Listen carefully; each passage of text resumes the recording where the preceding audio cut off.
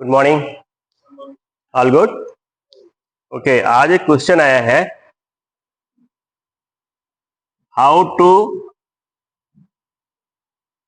Relate the belly breathing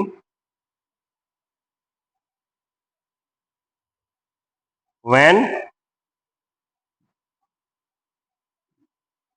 you are going for aiming plus smooth triggering। Right, question यही है ना कि बार बार हमें सुनने को मिलता है कि belly breathing करो, belly breathing करो, लेकिन उसको प्रैक्टिकली में उसको इंप्लीमेंट कैसे करें? अगर पिस्टल शूटर है या राइफल शूटर है, उसको कैसे रिलेट करें? तो फर्स्ट ऑफ ऑल, ब्रीदिंग एक ऐसा पैटर्न है जो नेचुरली होता है, उसको आप रोक नहीं सकते, उसको आप बढ़ा नहीं सकते, लेकिन क्या कर सकते हैं? मॉडिफाई कर सकते हैं। मॉडिफाई कैसे हो सकता है? जैसे अभी हम ब्रीदिंग समटाइम्स, अगर आप नोटिस करते हो, अभी इस एज में हम ब्रीदिंग कैसे कर रहे होते हैं? अपर रेस्पिरेटरी से, यानी हम चेस्ट ब्रीदिंग करते हैं। लेकिन हमारा जो बॉडी बना हुआ, जो हमारा मैकेनिज्म है, वो किस लिए बना हुआ है?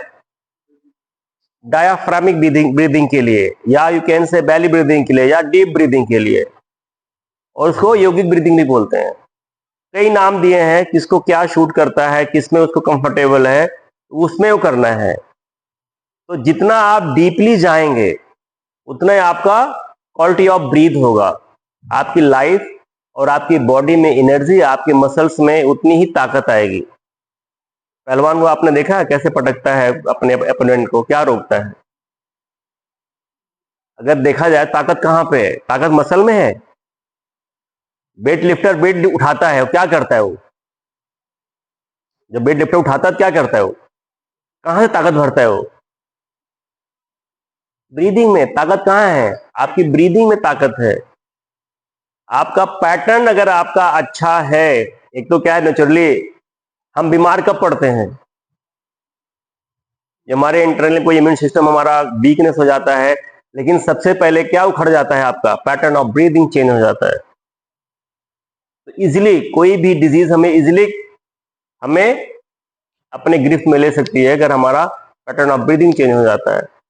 जब भी हम अच्छा शूट कर रहे होते हैं, अगर कल उत्कर्ष चला रहा था, उसने जब 10.7 प्लस मारे तो उसका पैटर्न ऑफ ब्रीथ चेंज हो गया, डाउट हो गया कि मैं ही कर रहा हूं।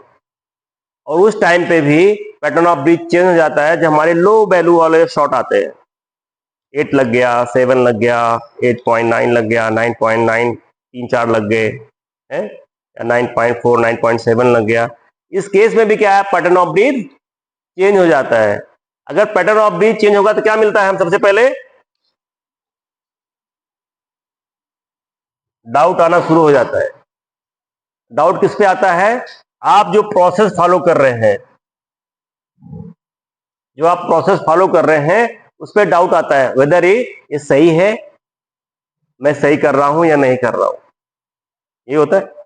लेकिन जब आप प्रोसेस फॉलो कर रहे होते हैं, अगर आपका पैटर्न ऑफ ब्रीदिंग पॉजिटिवली है, यानी आप डीप ब्रीदिंग कर रहे हैं, तो क्या होगा? आपका रिदम डेवलप होता है, आपका फ्लो बनता है। और आपने देखा हो कई सीरीज, एक सीरीज इतनी अच्छी मार देते हैं आप, 105 की मार देते हैं, 106 की मार देते हैं, 107 की मार देते हैं, लेकिन दोबारा जब फिर हम उसी की रिपीट करने जाते हैं तो नहीं हो पाता। क्या चेंज किया आपने? कुछ चेंज थोड़ी किया। कुछ चेंज किया? चेंज होता है। क्या चेंज होता है? आपका थॉट। जैसे यहां डाउट आ गया, मीन्स थॉट चेंज हो गया। थॉट चेंज होते ही क्या चेंज हो गया? Pattern of breathing.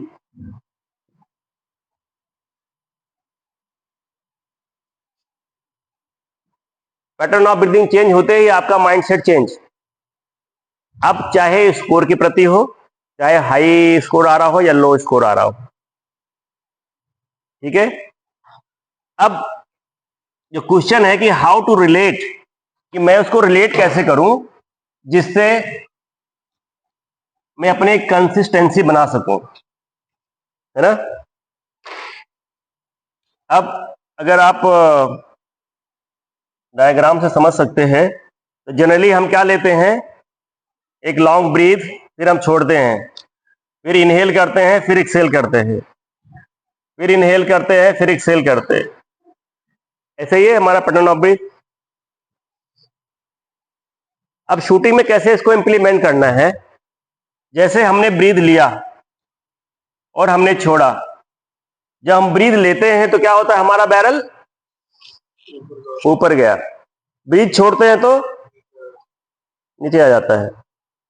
अब इसमें एक चीज और करते हैं, शूटर क्या करते हैं, सांस ले लिया, उसको वहीं रोक देते हैं, फिर फोर्सफुली वो जबरदस्ती नीचे लेके आते हैं, मसल के थ्रू या शोल्डर को अप करके फिर ऐसे लेके आते हैं।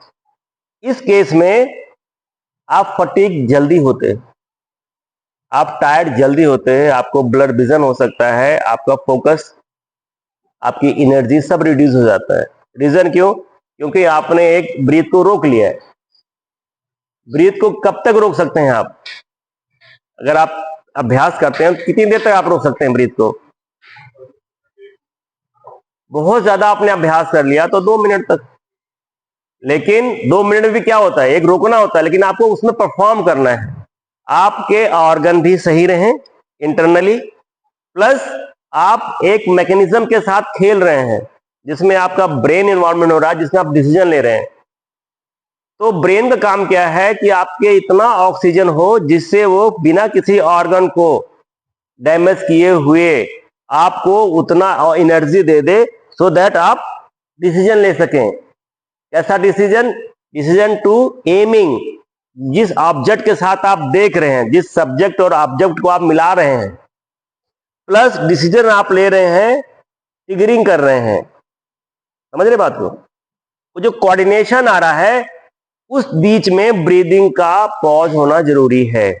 और कितना पॉज हो कि वो ब्रीदिंग इतना हो सो दैट आपका ब्लड विजन ना हो, डाउट ना आए, कंफ्यूजन ना पैदा हो, हेजिटेशन ना आए, और आप स्मूथली अपना डिसीजन है पूरा कंप्लीट कर ले। क्लियर। तो जैसे हमने ब्रीथ लिया, ब्रीथ छोड़ा, जनरली हम क्या करते हैं, 2 लंबी और गहरी सांस लेते हैं और फिर जब शूटिंग में यहां पे आते हैं तो यहां पॉज कर देते हैं। यानी यहां से हमने क्या किया, रिलीज किया, इनहेल किया, एक्सेल, मैंने इनहेल किया, exhale, and then inhale and exhale. Here you complete exhale नहीं करना है, आप हाफ एक्सेल करना है, then you can pause your breath. ऐसे करने में क्या होगा कि आप नेचुरली आपका अलाइनमेंट टारगेट पे आ जाता है। अब आपके पास इतनी ब्रीथ होनी चाहिए कि आप यहां रिलीज करें शॉट को, प्लस आप फॉलो थ्रू देखने तक आपके अंदर ब्रीदिंग होनी चाहिए। ऐसा नहीं है कि हमने, एक तो ये पैटर्न है कि आपने लेक लिया, सांस रोक लिया और तब लेके आ रहे हैं, ये रॉन्ग पैटर्न है। दूसरा, मैंने कंप्लीट एक्सेल कर दिया, पूरा हवा निकाल दी, तब होल्ड कर रहे हैं, that is also not pattern, क्योंकि आपको हंगर ब्रीथ हो जाएगा, आपको जल्दी से जल्दी आपको सांस लेने की रहेगी, इसलिए आप क्या करेंगे, स्नैच कर देंगे, टिकर को जबरदस्ती चला देंगे और रख के सबसे पहले सांस लेंगे, इन्हीं देखेंगे शॉट कहां गया। क्यों, अगर आप सांस नहीं लेंगे तो आप सर्वाइव नहीं कर पाएंगे, आप कोलैप्स हो जाएंगे। Got the point. तो आपके पास इतनी ब्रीथ होनी चाहिए सो दैट मेरा एमिंग से लेके और फॉलो थ्रू तक का जो एक्शन है वो कंप्लीट हो सके। प्रोसेस तो बहुत लंबा है, लेकिन उस प्रोसेस को सिंक्रोनाइज करना है क्विक टाइम पे। अब ये जो पॉज ऑफ ब्रीथ होता है वो होता है 6 to 8 सेकेंड। इतना बारीक में आना है आज का मतलब कि ब्रीदिंग जो भी पैटर्न आप बना रहे हैं, इफ यू आर 3 ब्रीदिंग में आप कंफर्टेबल हैं, या सिंगल ब्रीथ में कंफर्टेबल हैं, या डबल ब्रीथ में कंफर्टेबल हैं, इसमें आपका बॉडी जो आपका इनर सिस्टम है वो आपको आपके इस एक्शन से उसका बिहेवियर बदल नहीं रहा, वो कंफर्टेबल पोजीशन में है। ठीक है, फिर आप जब आप इस पोजीशन पे आ जाएं कि आपका साइड पिक्चर और टारगेट से अलाइन है, then you can operate the trigger. तो कहने मतलब इस पोजीशन पे आपको रिलीज करना है। क्लियर हो गया? अब ब्रीदिंग को आपको ट्रेन करना पड़ेगा। You have to train. आप ब्रीदिंग केवल मॉडिफाई कर सकते हैं और वो भी इमीडिएटली नहीं होता। आपको एक हैबिट जनरेट करनी पड़ेगी। आपको अपने ब्रेन को बताना है कि मैं ये पैटर्न फॉलो कर रहा हूं, कि मुझे 2 ब्रीथ लेनी है या 3 ब्रीथ लेनी है, उसके बाद मैं हाफ ब्रीथ लेके मैं करना। ये आपको विजुलाइज करना है। You have to keep the impact. जैसे हम बताते हैं ना, कंपटीशन कराते हैं, आप कंपटीशन खेलने जाते हो तो क्या क्या बोला जाता है पहले? आपको सैटर्न मिलेगा। सैटर्न मिलने के बाद में कभी कोई एक्शन होता है क्या? आप केवल अपने बॉडी को अलाइनमेंट करते हो, अपना एनपीए ढूंढते हो, अपने गन का कुछ करेक्शन है तो साइड पिक्चर से मिलाते हो और कुछ करते हो, इतने तो होता है। उसके बाद फिर क्या होता है? फिर नेक्स्ट कमांड क्या है प्रोग्राम, कि आपको 60 शॉट या 40 शॉट का मैच करना है। After completion of the match क्या करना है आपका? जो खत्म हो जाता है तो जो भी रिजल्ट होता है वो लिखा जाता है, आप साइन करते हो। फिर वो अगले कार्यक्रम क्या है कि वो देखा जाता है कि कितने सारे लोग आए, उसमें से किसने बेस्ट परफॉर्मेंस दिया है, तो वो मेडल उसको मिलता है या उसकी रैंकिंग बनती है। ये प्रोसीजर है। अब इस प्रोसीजर को आप बोलो नहीं, पहले मैं मेडल ले लेता हूं बाद में खेलूंगा, पहले मेरा रैंक बना दो तब मैं खेलूंगा। होता है कि नहीं? तो मैं एंट्री फीस भर दे रहा हूं, मैं खेलूंगा नहीं, बट मुझे मेडल दे दो, आप मेरे से ट्रिपल एंट्री ले लो। ये पॉसिबल है? नहीं है। तो जब वो पॉसिबल नहीं है, इसका मतलब प्रैक्टिकल चीजें हैं, ये फॉर्मेट बना है और इस फॉर्मेट के तहत आपको करना है। तो वैसे बॉडी मैकेनिज्म का एक फॉर्मेट है। हमारे बॉडी के अंदर क्या है हमें नहीं पता, लेकिन हमें पढ़ाया गया है कि हमारा हार्ट लेफ्ट में है, लीवर राइट में है, यहाँ पे आपके इंटेस्टाइन है, स्प्लीन है, देन उसके पीछे साइड में किडनी है। ये हमने अपना तो देखा नहीं है। कब देखते हैं? जब हम ऑपरेशन टेबल पर जाते हैं, जब हमें कोई डिजीज हो जाती है, कोई दिक्कत हो जाती है, तभी हम नहीं देखते। कौन देखता है? दूसरा ही देखता है, वो डॉक्टर देखता है। हम नहीं देख पाते कि मेरे हार्ट में छेद है कि नहीं है, हमें क्या पता। जब हमें उसके साइन सिम्टम्स मिलते हैं, हमें ब्रीदिंग लेने में दिक्कत आती है, स्वस्थ कितने भी हो, अगर आपकी ब्रीदिंग लेने में दिक्कत आ रही, इट मीन्स समथिंग मेरे जो ऑर्गन हैं जो रिलेटेड हैं, चाहे मेरा वो रेस्पिरेटरी सिस्टम हो, चाहे मेरा हार्ट हो, चाहे मेरे उससे रिलेटेड जो भी ब्लड सर्कुलेशन हो रहा है, मेरे ब्रेन में जा रहा हो, कहीं तो कोई दिक्कत है जिसकी वजह से मुझे शॉर्टनेस ऑफ ब्रीथ हो रही है या हैवीनेस ऑफ ब्रीथ हो रही है। क्लियर? तो जो मैं अपने अंदर के सिस्टम को देख नहीं सकता, और अंदर का सिस्टम एक ही चीज पे चलता है, किस पे? ब्रीथ पे। जैसे हमारी गाड़ी तो बनी तो है, हमारी स्कूटी है हमारे पास, अच्छा डिजाइन है, लेकिन कब चलेगा वो? जब उसमें पेट्रोल जाएगा। अदरवाइज नई गाड़ी ले लो, क्या फर्क पड़ता है, या पुरानी गाड़ी, कैसी भी गाड़ी होने दो, वो चलेगा तभी जब उसके अंदर, अब उसको चला, पेट्रोल डाल दिया हमने, तब क्या करना है? इग्निशन करना। ऐसा नहीं कि पेट्रोल भर के रख दिया और हमने इग्निशन नहीं कर रहे, मतलब चाबी नहीं कर रहे और फिर उसके बाद स्पीड दे रहे। अब स्पीड देना है तो इसका मतलब आपको आगे देखना है। सेम वे अगर मैं अपनी शूटिंग की बात करूं तो सबसे पहले क्या होना चाहिए? वेपन होना चाहिए। वेपन के साथ क्या होना चाहिए? टारगेट होना चाहिए। अब ये दोनों चीज हो गया, अगर अम्युनिशन साथ में रखा है तो क्या राइफल चलेगी? नहीं चलेगी। क्या करना है? उसके अंदर लोडिंग करना है, उसके बाद फिर तब जाके टिगरिंग करना है, तब वो प्रोपेल कर देगा। अगर उसमें गैस ही ना हो तो नहीं चलेगा। तो ऐसे हमारे ही अंदर, अगर हमारे अंदर एनर्जी नहीं होगी, और एनर्जी का सोर्स सिर्फ ब्रीदिंग है। आप जो भी फूड ले रहे हैं, जो भी आप खाना खा रहे हैं, इसमें कन्वर्ट हो रहा है, वो एनर्जी में कन्वर्ट हो रहा है। ठीक है? तो अगर आपने ब्रीद लिया और ब्रीद छोड़ा और दोबारा आपका सिस्टम ब्रीद नहीं ले पा रहा है, इसका मतलब क्या है? You are dead. हम मरते कब हैं? कब फील होता है कि हम मर गए हैं? जब हम ब्रीद ले ही नहीं सकते। आपका ऑर्गन जब ब्रीद ले नहीं सकता, you are dead. Clear point?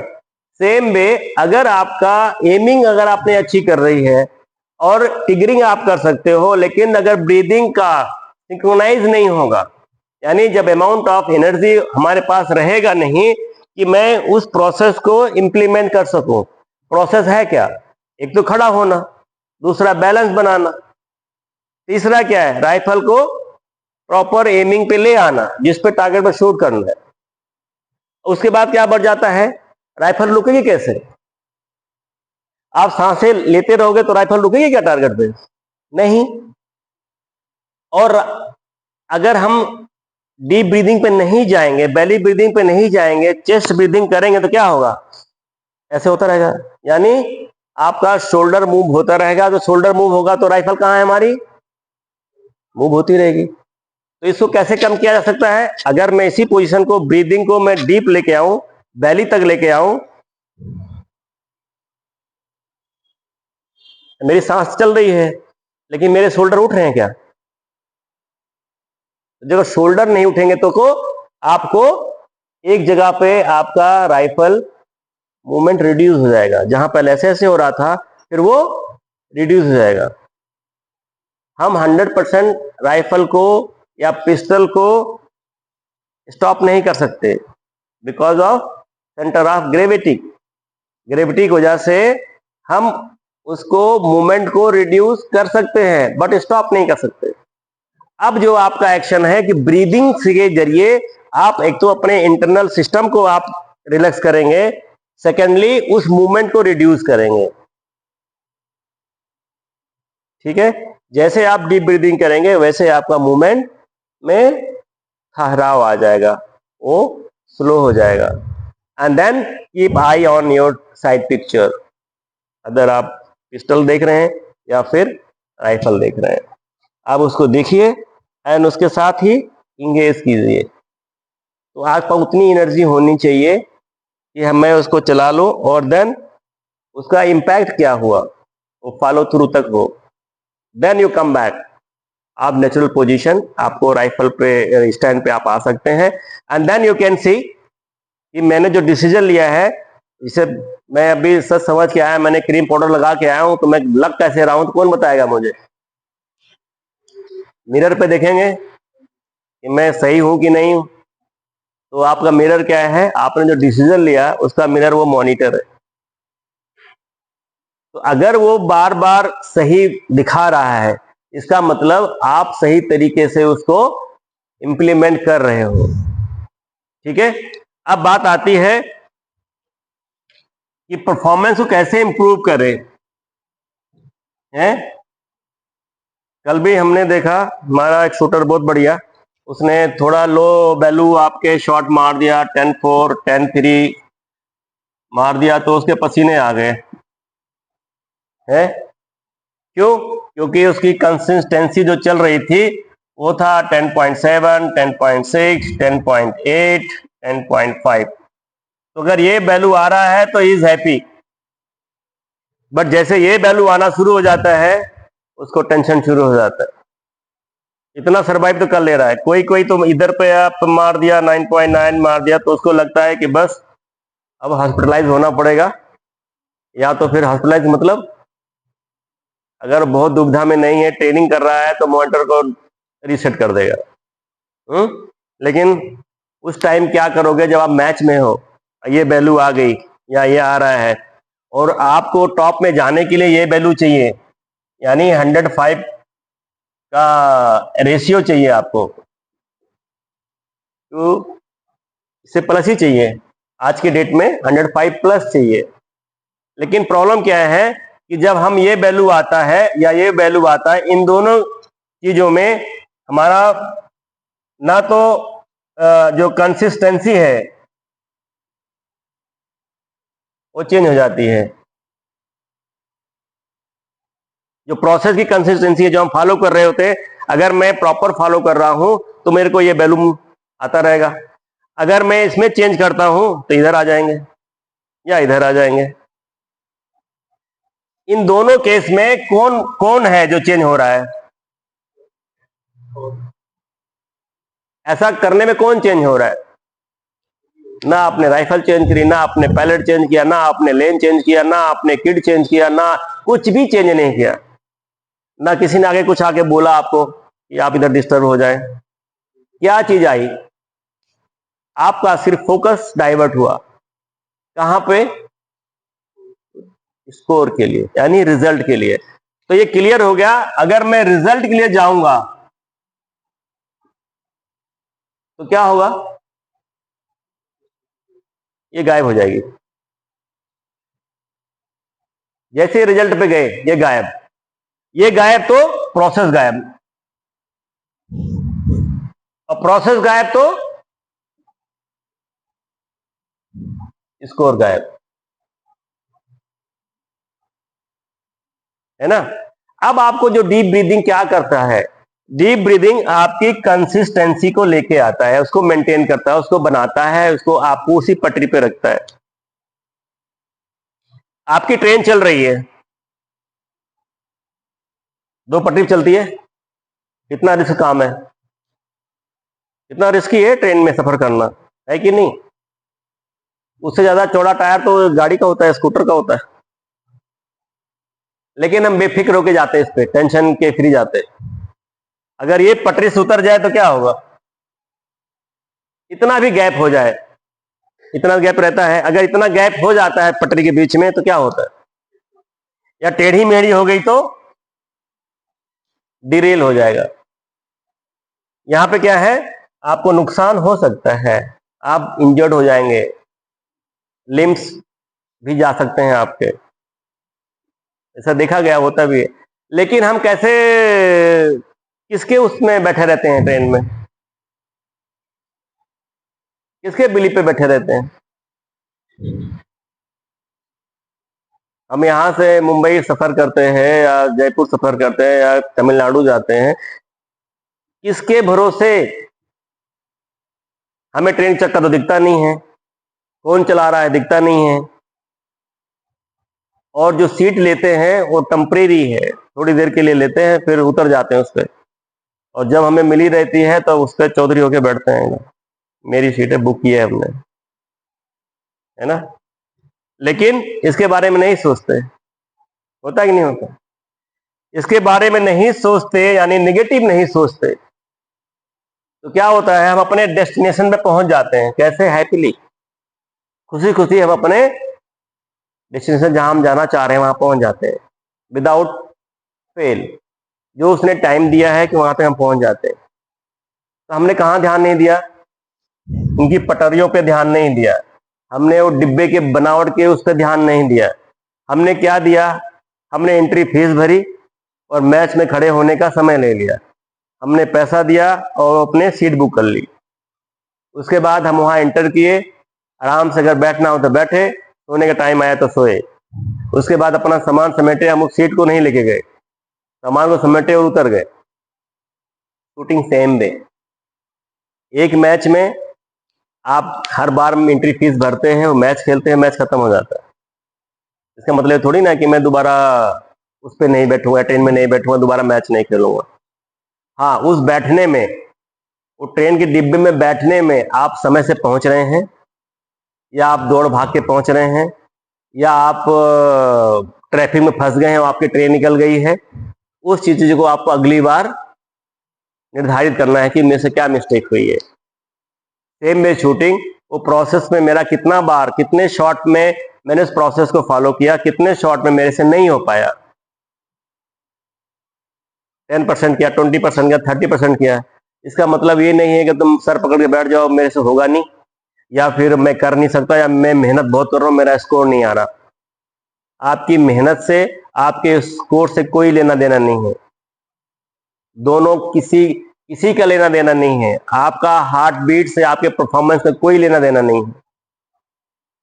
आपके परफॉर्मेंस में कोई आपका साथ देता है तो आपकी सिर्फ ब्रीदिंग है, क्योंकि आपको जिंदा रखा हुआ है, आप जिंदा हो, यही बहुत बड़ी बात है। तो अगर मैं जिंदा हूं तो मुझे फॉलो करना है, जैसे आप प्रोसेस फॉलो करोगे वैसे ही आपका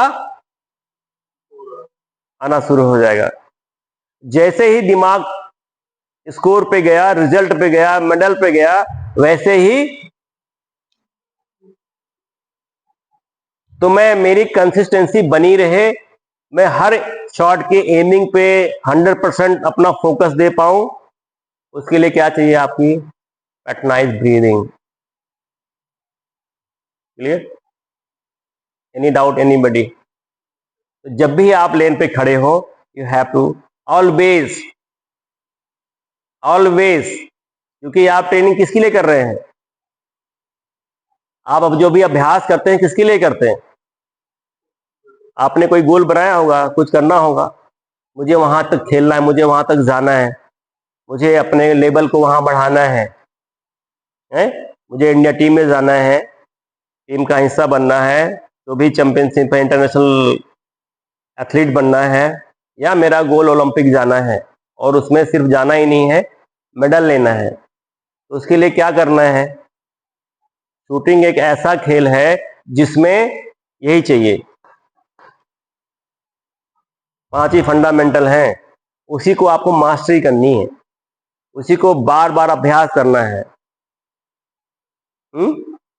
ये दोहा सुना है आपने? करत करत अभ्यास से जड़मत हुए सुजान। अभी हिंदी का पता नहीं अर्थ मालूम होगा नहीं।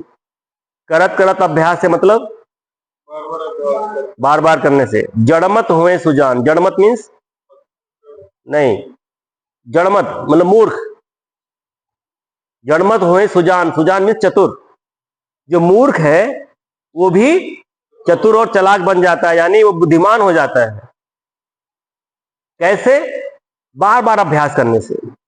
मैं बार बार किसी चीज का अभ्यास करूंगा तो मैं, अगर मैं 10.9 मारने का अभ्यास करूंगा तो मैं उसकी कंसिस्टेंसी तक पहुंच सकता हूं। और एग्जाम्पल और सेट किया है, ये तो उसने लाइन बना दी। दूसरा आप प्रैक्टिकली देख सकते हो, वो अगली लाइन है, वो क्या कह रही है? रसरी आवत जात सिल पर परत निशान। सिल क्या होता है? एक पत्थर है, लेकिन रसरी से अगर आप काटना चाहोगे, पत्थर कटता है? नहीं कटता। लेकिन आप बार बार उसको आप उसके पे लेके जाओगे तो वो उस पर निशान बना देता है, इंपैक्ट कर देता है। अगर आप डेली प्रोसेस फॉलो करोगे, daily, without any hesitation, without any doubt, आपका क्या बनेगा? That process impact your mind. और जब भी आप खड़े होगे, वो कंपटीशन चाहे डिस्ट्रिक्ट हो, चाहे लोकल हो, चाहे स्टेट हो, चाहे नेशनल चैंपियनशिप हो, चाहे ट्रायल हो, चाहे इंटरनेशनल कंपटीशन हो, आप ऑलवेज फ्लाइंग हाई। आपका हमेशा स्कोर डेवलप होगा, आप जीतोगे ही जीतोगे। ठीक है? अगर आप स्कोर लेके जाओगे तो जितने हैप्पीनेस के बेग से गए थे ना मेडल लेके आऊंगा, उसके डबल स्क्वायर में डिमोलाइज होके आओगे, क्योंकि इसको पता ही नहीं है। इसका जो सिस्टम है वो बनाया नहीं गया है। अब हमारे पास 2 टारगेट लगे हैं, एक में है रोल का सिस्टम, दूसरा एडवांस है बिना रोल का। उसमें रोल लग भी सकता है, बट अगर इस वाले में मैं रोल हटा दूं और मैं सोचूं शूटिंग करूं, मेरा रिजल्ट आएगा? नहीं आएगा, क्योंकि इस बिल्ड वो बनाया ही इसी तरीके से है कि उसकी वो रिक्वायरमेंट है। तो परफॉर्मेंस जो बनाया इसी गया है सिर्फ प्रोसेस फॉलो करने से। अगर आप प्रोसेस के अलावा कुछ और चीज करना चाहते हैं, उससे आपका परफॉर्मेंस नहीं आएगा।